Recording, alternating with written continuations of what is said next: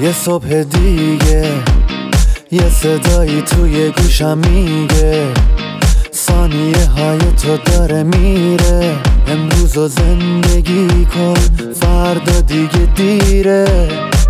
نم بارون میزنه به کوچه و خیابون، یکی میخنده یکی غمگینه.